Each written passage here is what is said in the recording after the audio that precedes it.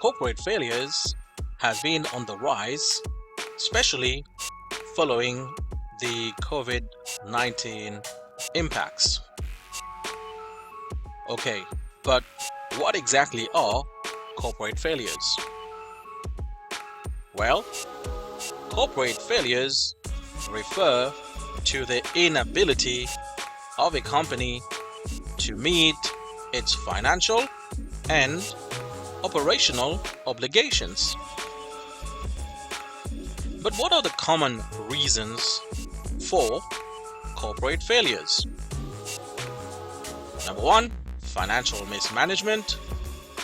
Number two, shift in consumer preferences, high debt levels, poor leadership, macroeconomic events such as a recession, and natural disasters. Below are a few companies which have suffered from corporate failures: Debenhams, Wilco, Kingfisher Airlines. My name is Shakti Ramdhal. Hit the like and subscribe button for more videos on accounting, banking, and finance.